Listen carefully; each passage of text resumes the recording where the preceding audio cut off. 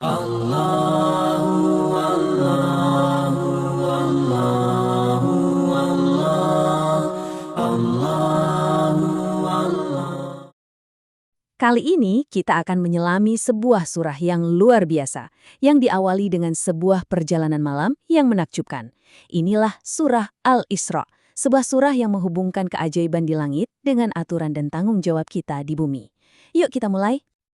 Uniknya, surat ini nggak dibuka dengan perintah atau larangan, tapi dengan sebuah keajaiban yang dahsyat, yaitu Isra Mi'raj. Ini bukan cuma cerita loh, ini adalah sebuah pernyataan pembuka. Seolah-olah sebuah panggung kosmik yang megah dibentangkan untuk menegaskan bahwa pesan-pesan yang akan datang setelah ini punya bobot yang sangat-sangat serius. Oke, dari peristiwa super megah di langit, sekarang kita diajak turun ke bumi. Al-Quran mengalihkan fokus kita ke sebuah pelajaran sejarah yang sangat nyata, yaitu kisah Bani Israel. Dan ini bukan sekedar cerita masa lalu ya, ini adalah cermin untuk kita semua. Nah, di sini kita dikenalkan dengan sebuah konsep yang kuat banget, nubuat tentang sebuah siklus sejarah. Al-Quran seakan-akan memaparkan sebuah pola, sebuah hukum sebab akibat yang pasti, di mana kesombongan dan kerusakan itu pasti akan memicu konsekuensi yang setimpal. Ini adalah pelajaran tentang bagaimana pilihan-pilihan sebuah kaum itu benar-benar menentukan nasib mereka. Siklus ini berjalan persis seperti sebuah drama dalam 5 babak. Dimulai dari kesombongan yang memuncak, yang kemudian memicu kehancuran. Lalu, datanglah hukuman. Tapi, pintu ampunan itu terbuka. Mereka dikasih kesempatan kedua untuk bangkit lagi. Masalahnya, sejarah itu punya kecenderungan untuk berulang. Kalau jalan yang salah dipilih lagi, ya konsekuensi yang sama pun akan datang lagi. Jadi, ini bukan soal takdir buta, tapi sebuah hukum sebab akibat yang sangat presisi. Dan inilah dia intinya. Poin utama dari semua pelajaran sejarah tadi terangkum dalam satu ayat yang sangat lugas ini. Tanggung jawab itu nggak bisa dilempar ke orang lain. Kebaikan yang kita lakukan, buahnya kita nikmati sendiri. Begitu juga kejahatan. Nasib kita, pada akhirnya, adalah gema dari pilihan-pilihan kita sendiri. Nah, setelah kita melihat gambaran besarnya soal sejarah sebuah kaum, sekarang Al-Isra tuh kayak ngezoom in. Fokusnya langsung ke kita secara pribadi. Dari skala makro, kita diajak ke skala mikro. Diberikan sebuah cetak biru yang praktis banget untuk membangun kehidupan dan masyarakat yang baik. Inilah dia kompas moral yang ditawarkan Al-Isra.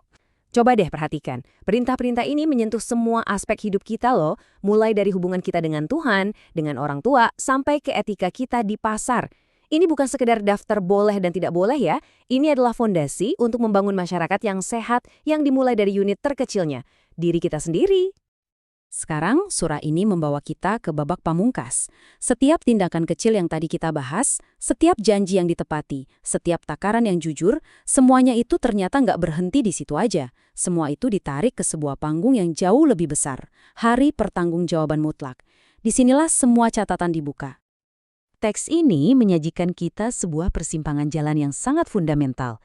Di satu sisi, ada jalan yang fokusnya cuma mengejar keuntungan duniawi yang sementara, yang ujungnya adalah penyesalan. Di sisi lain, ada jalan perjuangan, jalan iman, dan usaha yang tulus untuk akhirat yang balasannya adalah keriduan yang abadi. Pilihannya ada di tangan kita, dan konsekuensinya dijelaskan dengan sangat jelas di sini. Lalu, gimana proses pertanggungjawaban itu terjadi? Nah, disinilah muncul konsep kitab catatan amal. Coba bayangkan sebuah catatan yang super detail dan sempurna, di mana nggak ada satupun niat, kata, atau perbuatan kita yang luput. Setiap kebaikan sekecil debu, setiap keburukan sekecil debu, semuanya tercatat. Ini pengingat buat kita bahwa nggak ada satu tindakan pun yang sia-sia. Pertanyaan ini benar-benar bikin kita berhenti sejenak kan? Ketika seluruh catatan hidup kita dibuka lebar-lebar, siapa yang bakal jadi hakim? Siapa yang akan jadi saksi? Siapa yang akan menghitung semuanya? Jawabannya mungkin akan mengejutkan kita. Dan inilah puncaknya. Jawabannya adalah diri kita sendiri. Pada hari itu nggak ada pengacara, nggak ada alibi. Kita diminta untuk membaca kitab kita sendiri. Diri kita adalah saksi, hakim, dan akuntan yang paling jujur atas kehidupan yang telah kita jalani. Sebuah konsep pertanggungjawaban yang paling personal dan paling mutlak. Jadi, perjalanan kita menelusuri surah Al-Isra ini seolah membawa kita kembali ke titik awal, diri kita sendiri. Dari tanda-tanda kebesaran di langit, pelajaran sejarah di bumi, hingga aturan moral sehari-hari, pesannya selalu konsisten dan jelas. Hidup ini adalah sebuah kanvas, dan setiap hari kita yang memegang kuasnya. Pilihan ada di tangan kita, dan pertanggungjawaban adalah milik kita sepenuhnya.